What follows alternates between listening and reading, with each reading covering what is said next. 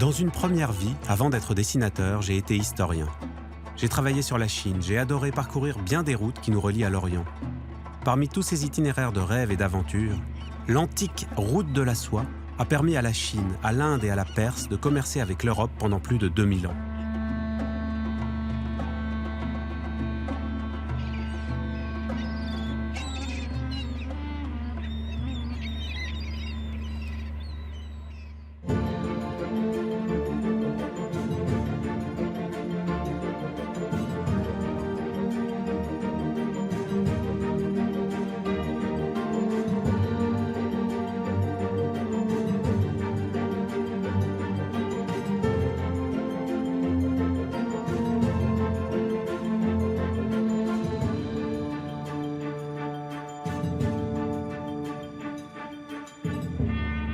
Un illustre Canadien a jadis eu cette remarque lumineuse.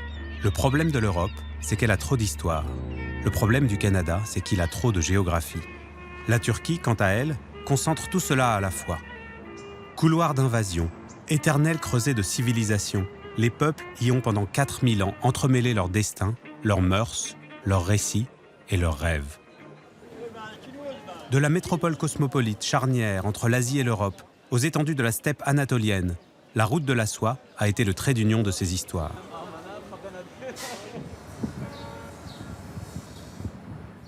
Rome, au IIe siècle avant notre ère. Constantinople, fondée par Constantin en l'an 330. L'Empire perse, puis l'Empire ottoman qui prend Istanbul en 1453, sont les enfants de cette filiation aux 1000 visages.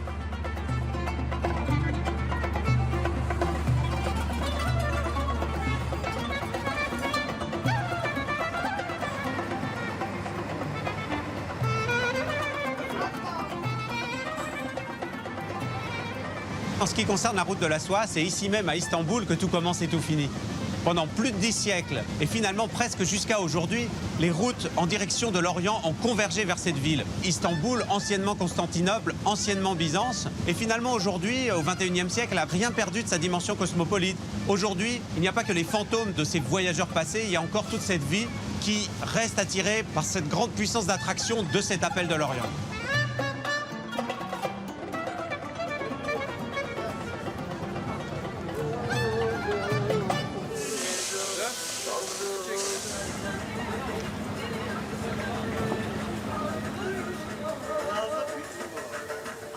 Ça, c'est le petit sandwich au poisson qu'on prend depuis des dizaines et des dizaines d'années, en tout cas ici à Istanbul, sur l'embarcadère des Mines Nues. Et ce qui est génial quand même, c'est que ici, les trains de banlieue, c'est des bateaux qui mènent d'Europe à l'Asie et d'Asie à l'Europe. Et donc les travailleurs pendulaires, eux, ils passent d'un continent à l'autre de manière complètement naturelle. Et c'est à la fois un privilège incroyable et d'une banalité déconcertante. Le Grand Bazar d'Istanbul, avec ses milliers de boutiques, est l'héritier de la folle activité commerciale qui a animé la route de la soie. Au cœur du bazar, le Bédestan est le noyau autour duquel s'organise tout le commerce.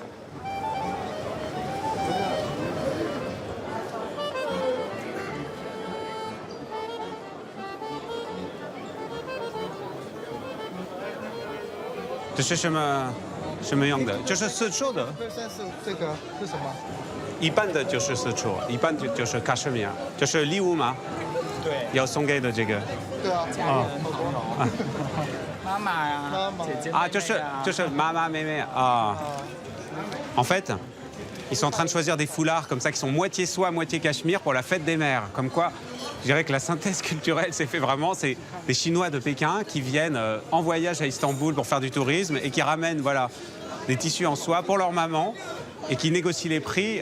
C'est un petit peu l'inversion presque de ce qui se passait maintenant il y a 2000 ans ou 3000 ans.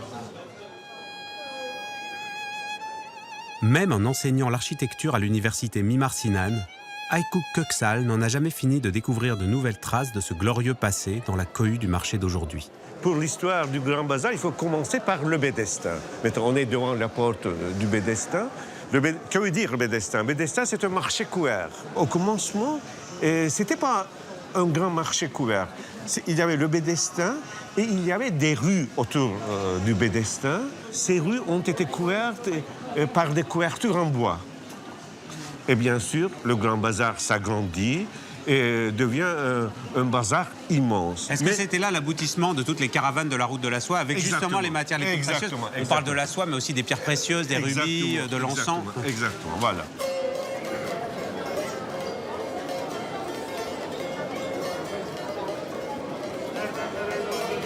On est dans le Bédestin, on voit les coupoles en briques. Il y a 15 coupoles en briques.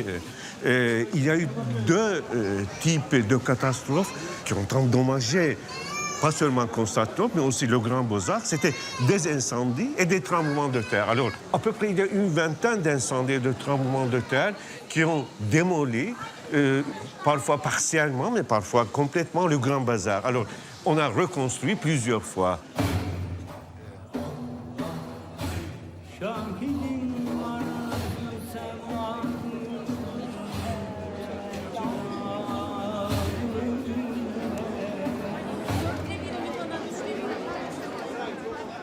Dans cette partie consacrée au tissu, en fait, on est sur les pas de gens qui l'ont emprunté pendant des milliers et des milliers d'années, cet axe. Oui, on est sur le macrosymbolos, sur le marché long. Et c'est vraiment, il y a une continuité très intéressante. Et en plus, maintenant, on est devant une boutique intéressante, car cette boutique a gardé son aspect authentique. Là, il n'y a pas de vitrines, il y a seulement des étagères, de la marchandise sur les étagères. Il y a seulement un simple placard, mais on dirait que c'est vraiment une boutique authentique, originale du Grand Bazar. C'est dans des boutiques comme celle-ci que s'est initié un goût, une toquade, une folie qui a perduré pendant des siècles et des siècles. Dès l'époque romaine, les grandes familles étaient prêtes à se ruiner pour se procurer ce tissu aérien et mystérieux, la soie. Rareté, fantasme, superflu, besoin irrépressible de se distinguer, la route de la soie est née d'un des premiers effets de mode international.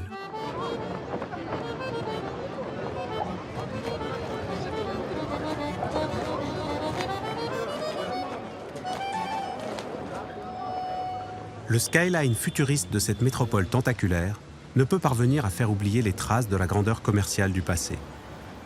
Comme tous les grands caravansérails de la route de la soie, le Sultan Valide Khan était une véritable forteresse. Pour protéger les trésors qui avaient parcouru d'une étape à l'autre les milliers de kilomètres de steppes, de montagnes et de déserts, il fallait construire ces immenses bâtiments jusqu'au cœur de la ville. Il faut imaginer ce campement en pleine ville, ces cris échangés dans toutes les langues de l'Orient. Les musulmans sunnites, chiites, les alévis, les chrétiens et les juifs, les magiciens chinois se côtoyant à la lueur des feux.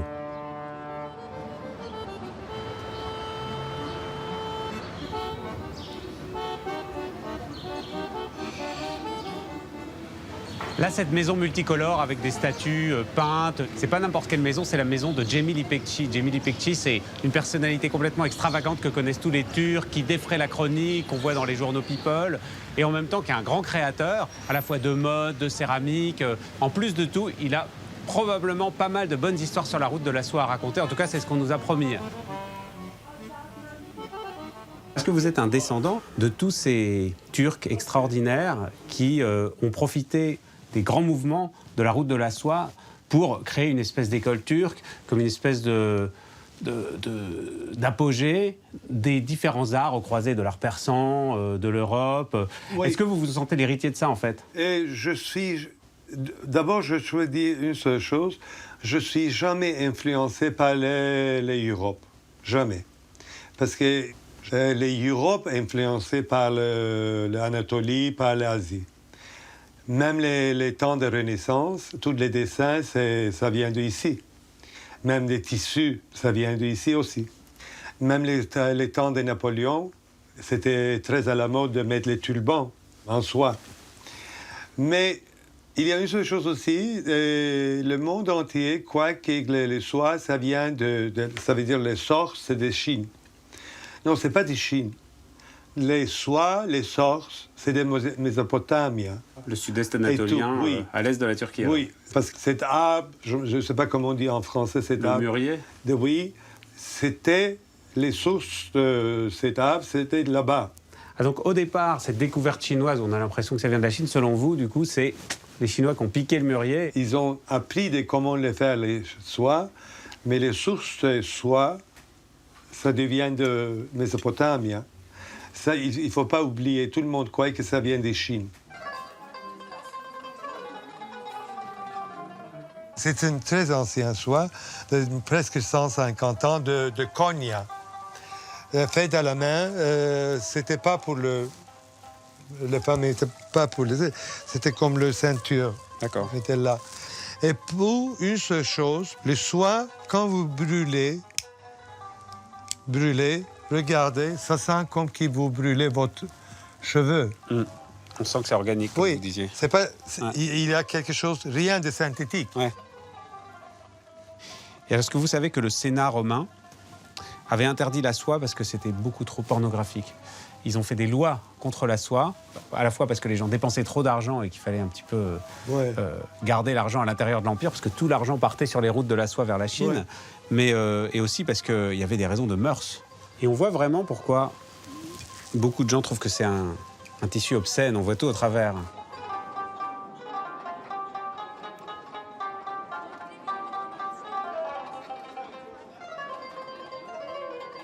La légende de la route de la soie charrie avec elle beaucoup de bagages et de déplacements. Mais cette ville a peut-être connu, décidée en 330 par l'empereur Constantin, le plus grand déménagement de l'histoire, celui d'un empire tout entier.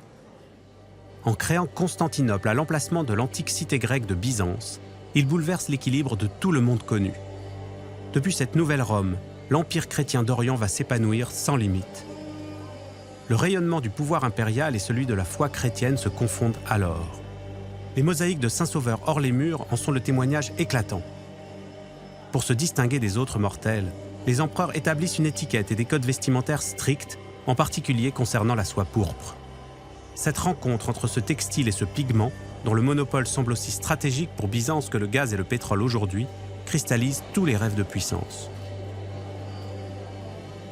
La couleur pourpre était tellement chère à produire avec les coquillages de murex broyés, c'était quelque chose de tellement précieux qu'on l'a vraiment utilisé uniquement dans l'expression du pouvoir le plus absolu. Du coup, il y avait l'empereur uniquement qui avait le droit de porter sa tunique de pourpre, ses sandales de pourpre. Dans les représentations des mosaïques et des icônes, c'était la couleur de Dieu, la couleur de Marie, parfois la couleur protectrice de Byzance, de la puissance byzantine, mais c'était extrêmement à la fois réglementé et je dirais presque sacré. C'était une couleur absolue.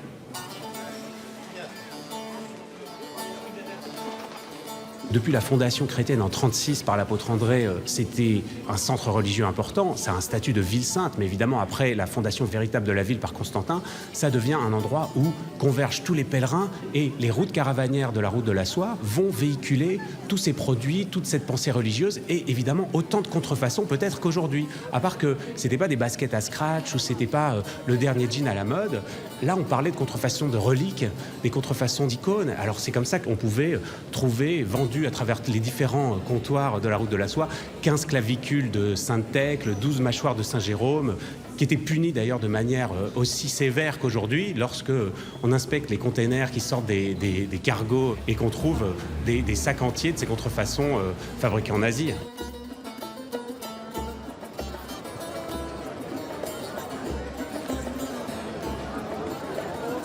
Un peu de poésie, beaucoup de Boostify, des voitures américaines et l'avenir tel qu'on le lit dans le Mar de Café. C'est ainsi que l'écrivain Nicolas Bouvier décrit Istanbul à l'aube des années 50. De ce point de vue, la ville n'a pas vraiment changé.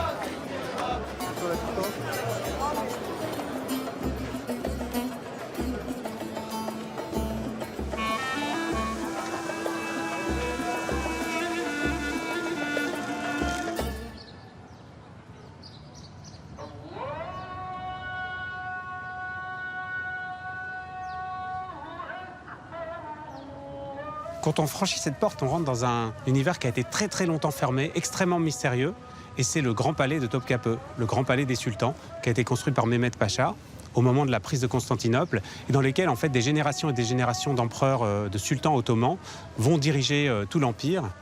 C'est un endroit où on pouvait très peu pénétrer. Plus on avance d'une cour à l'autre, plus on franchit les portes à l'intérieur du palais, plus on s'enfonce dans quelque chose d'interdit et à la fois de très luxueux, de très opulent, jusqu'au bout de cette pointe qui domine le Bosphore, où il y a le harem. Haram, ça veut dire interdit. Et à partir de là, finalement, sans tellement bouger de leur énorme divan de soie, ces sultans vont gouverner le monde et rayonner intellectuellement jusqu'aux confins de l'Europe.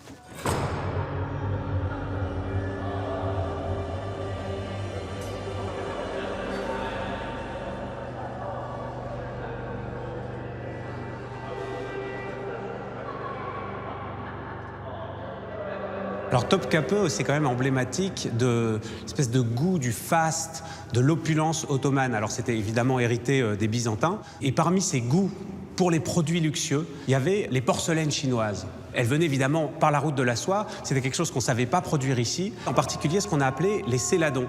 Et ce qui est étonnant, c'est que cette route de la soie-là, elle a amené à travers ce genre d'objets des représentations, une esthétique qui était typiquement orientale et dont se sont entichés tous les Européens par la suite. Et en fait, moi, ça me fait penser un petit peu tous ces personnages, ces attitudes, ces visages qu'il peut y avoir sur ces céramiques chinoises au milieu de ces décors qui sont vraiment typiquement ottomans et islamiques. Et ben, c'est un petit peu comme aujourd'hui les mangas finalement. Le manga de l'époque ottomane, c'était ces petits personnages, ces petites scènes champêtres, bucoliques, ces pavillons chinois qu'il y avait sur les céladons.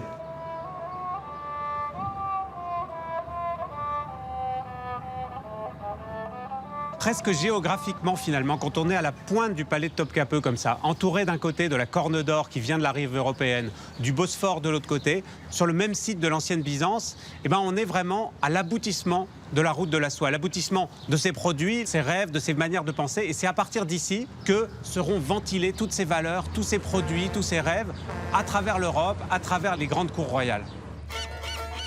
Traverser le Bosphore avec ses points de vue qui ont ému les plus endurcis des voyageurs, c'est se jouer de la géographie. Il est ainsi normal de se réveiller en Europe et d'aller boire son café en Asie, puis de retourner sur l'autre rive retrouver des amis. Là, derrière ces embouteillages, au bout de la rue, il y a un vieux village asiatique, comme on est sur la rive asiatique. C'est Kuzguncuk. C'est pas complètement au centre, c'est un petit village périphérique, mais qui est maintenant complètement intégré dans Istanbul, et où il y avait beaucoup de minorités, en fait, à l'époque ottomane. Et c'est un faubourg qui a gardé énormément de ces vieilles maisons en bois, qui n'ont pas été détruites par les tremblements de terre, qui n'ont pas été détruites par le feu, ce qui est très, très rare.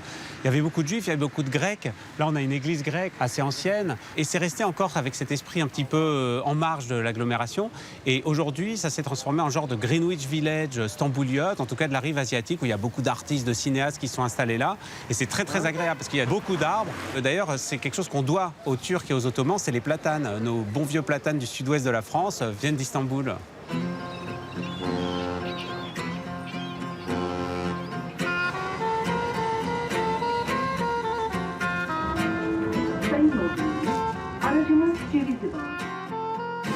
Le quartier de Sultanahmet avec Sainte-Sophie et la Mosquée Bleue est le quartier de la splendeur ottomane par excellence.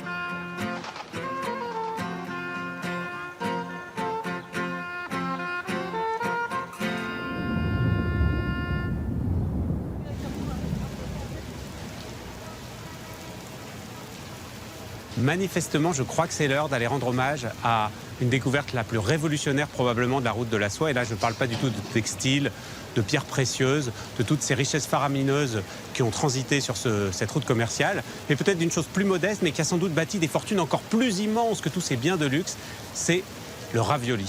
Pour un commerçant chinois d'il y a 10 siècles, comment imaginer un voyage sans ces petites pâtes fourrées dont sa civilisation raffole?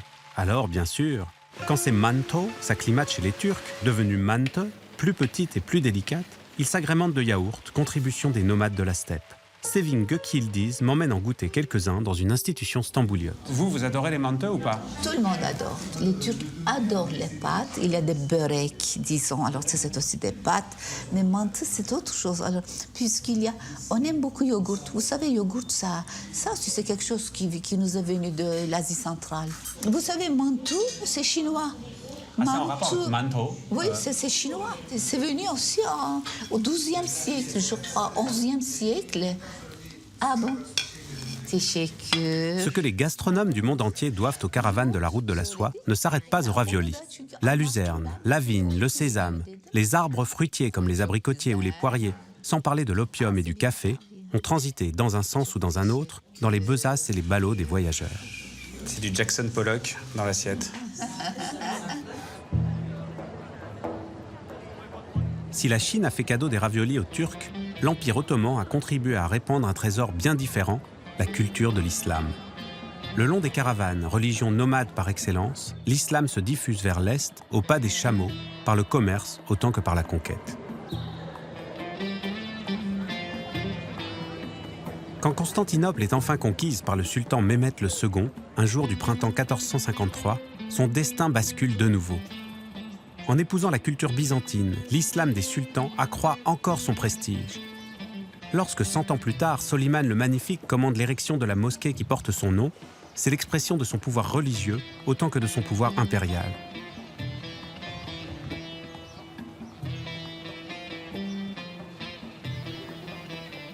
Aujourd'hui encore, la mosquée Soleimanieh est l'un des lieux les plus prestigieux de l'islam. Pour le muezzin qui lance l'appel aux 5 prières quotidiennes du haut de ce minaret, c'est un honneur peut-être aussi considérable que celui de se produire sur la scène de la Scala pour un chanteur d'opéra.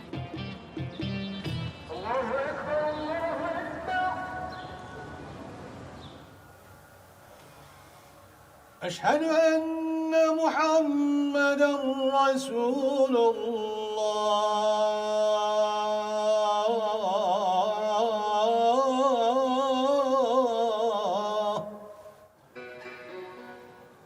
حي على الصلاة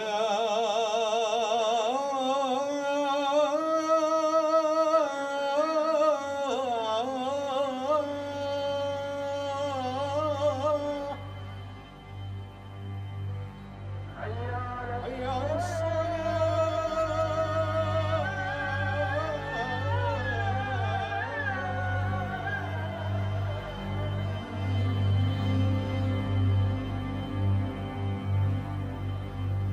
Quand on contemple Istanbul comme ça, avec ses 17 millions d'habitants aujourd'hui, du haut du minaret de la mosquée Soleimanieh, on comprend vraiment la fascination perpétuelle et incessante qu'a pu avoir la ville sur des générations et des générations de voyageurs, de marchands, d'aventuriers. On voit vraiment, je dirais presque le magnétisme très particulier et comparable à aucun autre que peut dégager la ville d'Istanbul aujourd'hui même. Le secret de l'alchimie qui a présidé à cette croisée des mondes, c'est quelques milliers de kilomètres plus à l'est, du côté de la ville mythique de Konya, que l'on doit partir à sa recherche.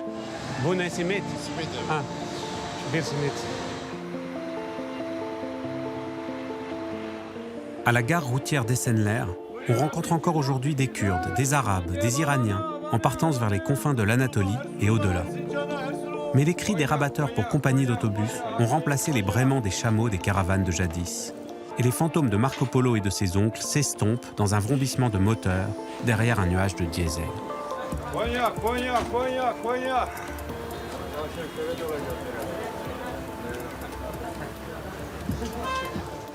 On sait bien parce qu'en fait, pour tous les voyages, les grands voyages surtout, moi j'ai toujours plein de talismans à moi, d'amulettes, etc. Mais on n'est jamais trop sûr. Et là, c'est le Nazar Boncuk en fait qui est utilisé dans toute la Turquie, mais on la trouve aussi dans la Méditerranée. C'est l'œil bleu comme ça, porte-bonheur.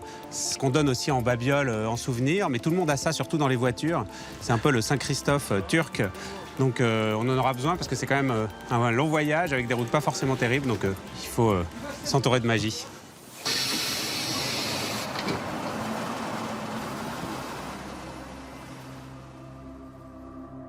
En s'enfonçant vers l'est, au cœur de la Turquie continentale, on pénètre dans les profondeurs de l'histoire, comme si la route nous transportait jusqu'au temps biblique, jusqu'au temps des grands mythes fondateurs de l'Orient et de l'Occident. Les héros de l'Antiquité ont chassé dans ces montagnes l'ours et le loup. Alexandre le Grand a bivouaqué sous ces chênes, et c'est au creux des anfractuosités bizarres creusées dans la roche que les apôtres du Christ ont trouvé un abri. Lorsqu'un matin du XIe siècle, les hordes de cavaliers turcs tout droit venus d'Asie centrale déferlèrent sur la steppe, les habitants n'y virent peut-être que le passage d'un envahisseur de plus. Mais ces nomades, en fondant le sultanat de Roum, se rendaient maîtres de tout le commerce vers l'Orient. Et c'est pendant 3 siècles d'échanges ininterrompus que la dynastie seldjoukide allait construire une puissance inégalée. On est maintenant au cœur de la plaine anatolienne. Ces vastes étendues de steppes sur des milliers et des milliers de kilomètres à perte de vue qui ont accueilli tous les conquérants, tous les empires qui se sont construits par chevauchée, par cavalcade. On est vraiment aussi au cœur de la route de la soie.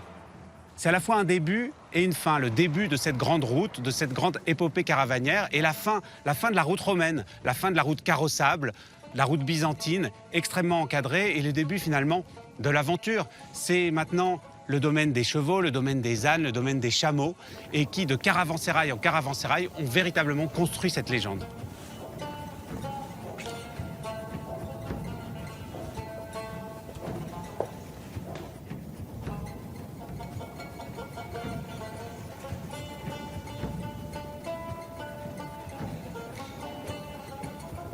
Le principe du caravansérail, c'est une hôtellerie pour les voyageurs de commerce. Et en fait, comme aujourd'hui, il y a vraiment plein de catégories d'hôtellerie. Ça va du petit relais routier pour les chauffeurs en bord d'autoroute à la grande hôtellerie de luxe avec toutes les commodités. Et là, au caravansérail de Zazadine, on est plutôt dans cette optique-là. De toute façon, chacun d'entre eux, le principe, c'est que ce soit le plus résistant possible. Il faut que des hordes de Mongols puissent assiéger le lieu pendant des mois et qui continuent à résister, à protéger les marchandises. Ce qui fait qu'on prend les pierres les plus énormes, les constructions les plus imposantes, et puis on réutilise tout ce qu'on a sous la main. Les Seldjoukides sont retrouvés à utiliser des pierres de l'époque byzantine. D'ailleurs, on en voit une dans la muraille, elle a été remontée à l'envers, en fait, avec les écritures grecques montées à l'envers. Donc, avant tout, il s'agissait vraiment de construire quelque chose à l'usage des marchands, pour les attirer, pour les protéger. C'était des véritables basiliques du commerce, en fait. Imaginez dehors le vent glacial de l'hiver anatolien qui fouette la muraille. L'odeur de la toison épaisse des chameaux de Bactriane envahit les alcôves, tandis que sur les braseros fument les samovars. Dans la pénombre des entrepôts où s'entassent ballots et paniers, les chats font la chasse aux souris, comme dans les cales d'une arche de Noé posée sur la steppe. Pour le pacha de la région, il est primordial que son réseau de caravansérail inspire la confiance. Les hommes en armes, ces solides colosses arméniens qui souvent servent d'escorte à la caravane, doivent dissuader les pillards. 100 à 150 kilos de marchandises par chameau, autant de convoitises pour les voleurs de grands chemins. Mais comme si tout cela ne suffisait pas à tranquilliser le voyageur, les pachas s'engagent à rembourser la valeur des marchandises détroussées. Au même moment où les Lombards et les Génois inventaient la banque, les Turcs de la Grande Steppe inventaient l'assurance.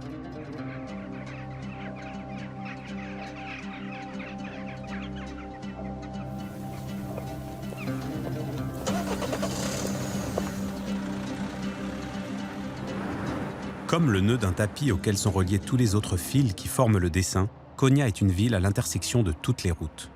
La prospérité de l'antique Iconium vient de ce croisement stratégique. Que l'on aille vers l'Arménie et les défilés du Caucase, les routes de la Perse ou les ports de Méditerranée, ce point de passage obligé a vu converger les figures les plus emblématiques de l'histoire de la pensée et de la spiritualité orientale. Parmi eux, l'un des plus grands poètes et mystiques, fondateur de l'ordre des derviches tourneurs, Celaleddin Mevlana, dit Rumi. Cet ordre Mevlevi appartient à la tradition du soufisme, versant ésotérique de l'islam.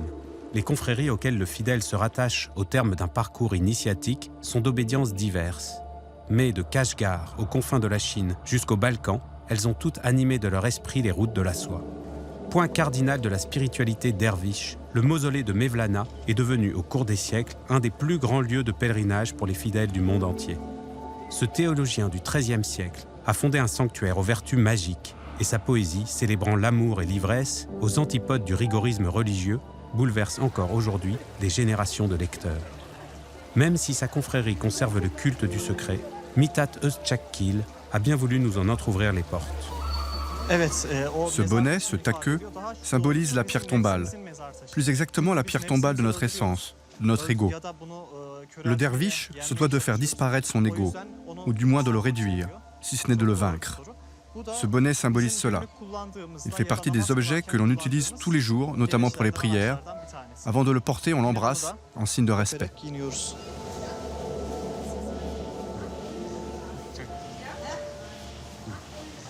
Çok güzel. Merci.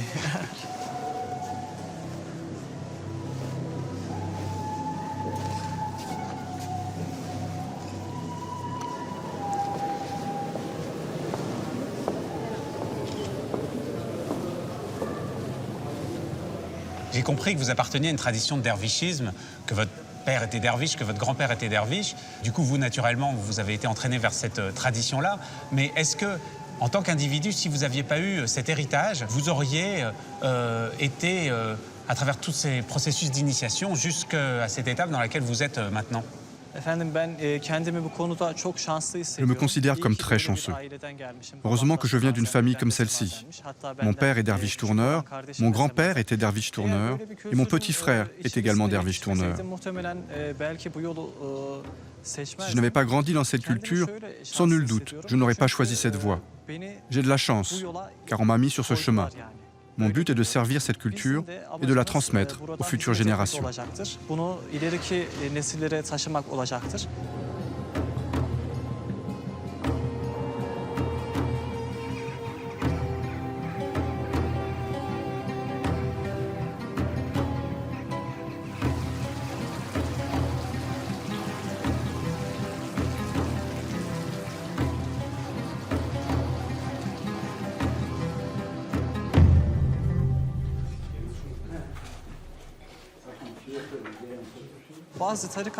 Dans certaines confréries, les maîtres demandent à leurs disciples de voyager. Mais le vrai dessein est que les hommes effectuent un voyage intérieur, un voyage vers leur cœur, et qu'ils découvrent les joyaux qu'ils recèlent, et qui, en réalité, est l'âme dans laquelle on trouve Dieu.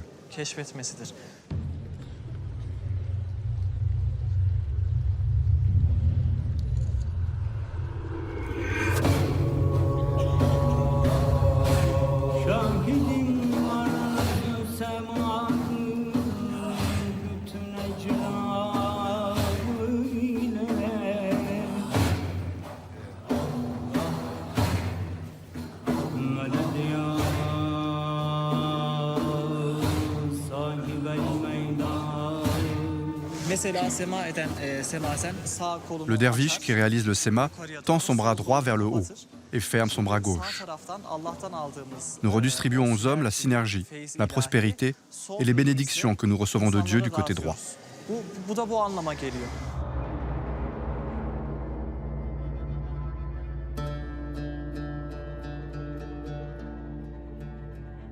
Les enfants qui sont aujourd'hui à l'école primaire à Konya, sûrement il y en a plein qui rêvent de devenir pompier ou docteur ou astronaute.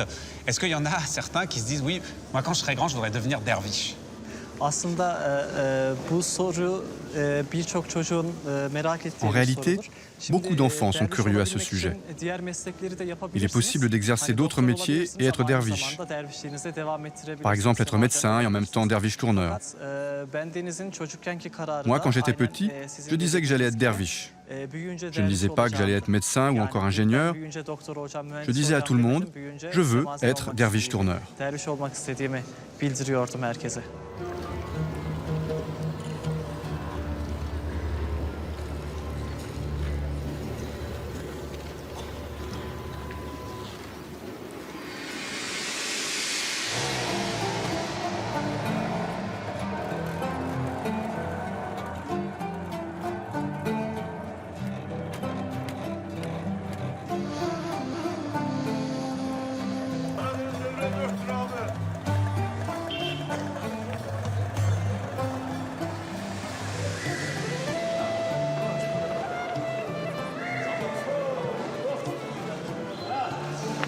Il y a un truc que j'adore, c'est ça. En fait, ce sont des graines de lupin. Ça s'est arrêté, on les trouve depuis le Xinjiang chinois. Et puis ensuite, ça s'arrête à peu près en Grèce, quoi. Après, on n'en trouve plus tellement. Et ça se mange comme ça, cru. On enlève la petite peau en général. Il y a des gens qui aiment bien manger la petite peau. Et c'est délicieux à manger avec les mésés et des choses comme ça. Je pense que les caravaniers en avaient toujours dans leur besace pour traverser les déserts.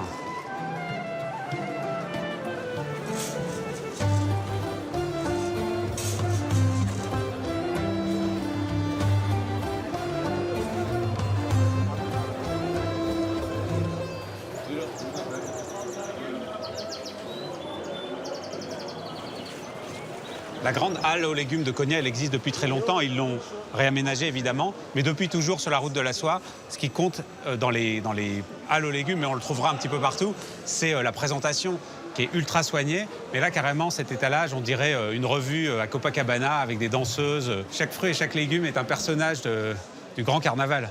Regardez, d'ailleurs, il n'y a pas seulement les légumes qui sont déguisés. Je pense que tout est bon pour séduire la clientèle. C'est vraiment chouette parce qu'on trouve des oignons de tulipes de différentes sortes ici. Et en fait, ça fait très longtemps qu'on cultive et on commercialise les tulipes, notamment à Konya. mais c'est vraiment typiquement un apport de la route de la soie. Au XVIe siècle, en Europe, on ne connaissait pas les tulipes et on les a découvertes. En fait, je crois que c'était un ambassadeur du Saint-Empire romain germanique qui était à la cour de Soliman. Soliman lui a offert un oignon de tulipe qu'il a ramené en Europe. Ça a été une vogue hallucinante, ce qui fait qu'au tournant du XVIIe, ça se négociait. Pour 1000 pièces d'or, on avait un oignon de tulipe. C'était une chose d'une rareté hallucinante. On a du mal à croire ça aujourd'hui.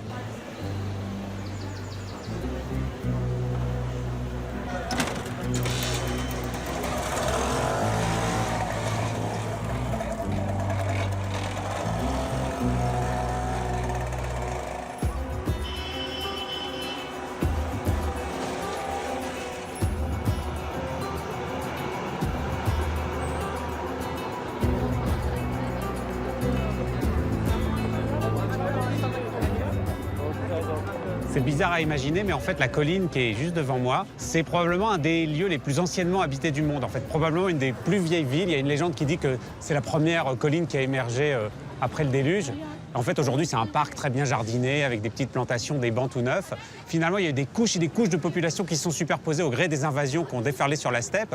Toute cette culture a continué à se développer avec ces mélanges-là. Et en fait, quand on regarde les traits des gens qui passent, ils ont des gènes hittites, ils ont des gènes phrygiens, ils ont des gènes byzantins, mongols. Et on le voit dans toutes les physionomies. Et vraiment, je crois que c'est une des choses les plus frappantes de la route de la soie. C'est qu'au fond, il y a une génétique de la route de la soie qui est faite de cet extraordinaire cocktail unique au monde, probablement.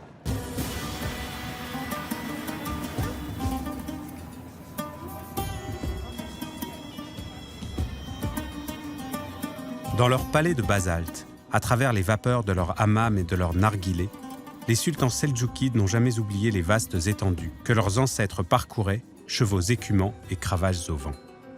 Toute la splendeur et toute la pompe de cette dynastie ne parviennent pas à éclipser le sang nomade qui coule dans ses veines. Les symboles princiers, le goût pour la synthèse des imaginaires de la route de la soie, tout rappelle leurs origines d'Asie centrale, jusqu'aux façades de ses plus belles mosquées, prenant pour modèle la tente royale tissée de poils de chèvre.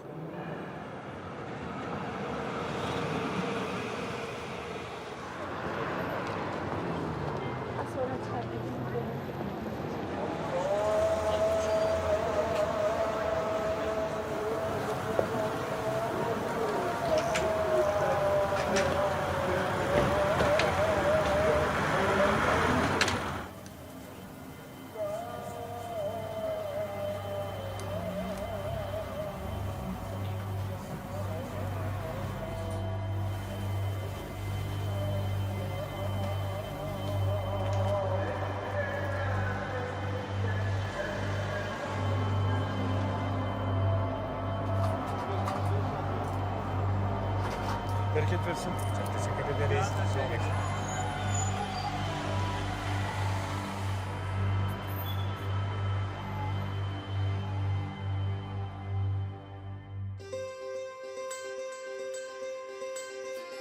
Lorsque l'on quitte Konya en direction d'Akşehir, on entre dans un monde que la morsure du temps ne semble jamais avoir entamé.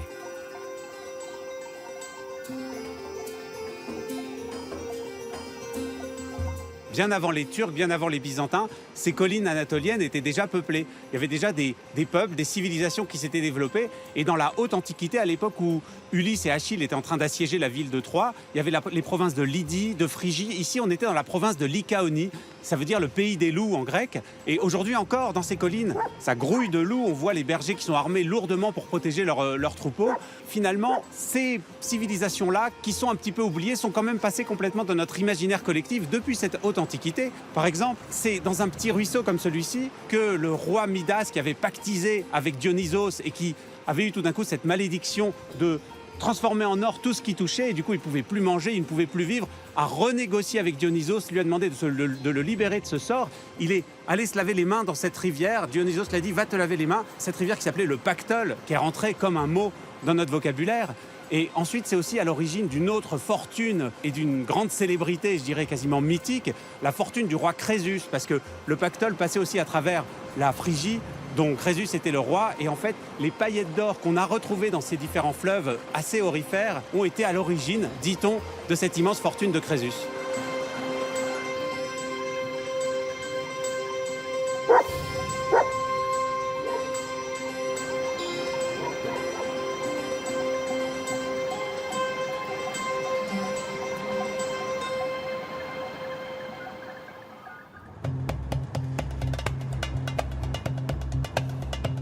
On a vu à Konya la ferveur que pouvait susciter la visite auprès du tombeau de Mevlana, de Rumi. Mais ici, à Akşehir, à plus de 100 km de cette ville, dans la plaine anatolienne, il y a un autre tombeau, une autre sépulture d'une personnalité peut-être encore plus célèbre sur la route de la soie que Rumi, le tombeau de Nasreddin Hoxha. Alors Nasreddin Hoxha, c'est pas n'importe quel personnage, c'est une superstar de la culture populaire. Et ça va de Tunisie jusqu'aux confins de l'Afghanistan, jusqu'en Chine. Tout le long de la route de la soie, on raconte les histoires, la légende de Nasreddin Hoxha. Nasreddin Hoxha, c'est un vrai personnage contemporain de Rumi. Il a vécu au XIIIe siècle, c'était une espèce d'imam fantaisiste. Et en fait, aujourd'hui, c'est vraiment l'image du fou et du sage à la fois. Il monte son âne à l'envers et il fait tout à l'envers, Nasreddin Hoxha. Il s'oppose aux puissants et chacune de ses anecdotes est à la fois une petite leçon de sagesse. On a l'impression qu'il est très bête, mais finalement, il y a toujours quelque chose à tirer de cet enseignement.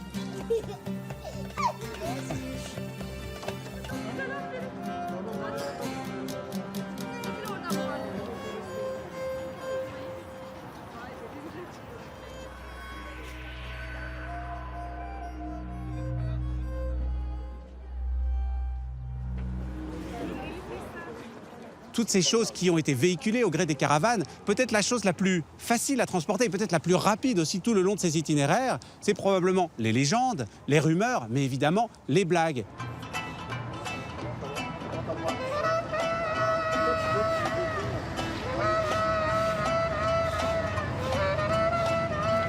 Ces histoires drôles qu'on écoutait dans les caravansérails au coin du feu, elles ont vécu jusqu'aujourd'hui. Aujourd'hui encore, on publie des petites bandes dessinées, on fait des dessins animés, on rigole des blagues de Nasreddin Hoxha et d'ailleurs la ferveur autour de cette sépulture à Akşehir ne se dément jamais.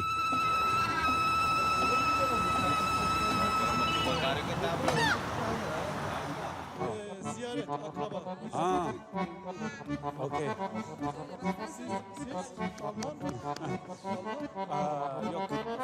En des époques de guerres et de larmes, quand la route semble devenir amère, il est bon pour le voyageur de se souvenir des mots de Jalal el-Din Rumi. Viens, qui que tu sois, viens. Mécréant, juif ou idolâtre, viens.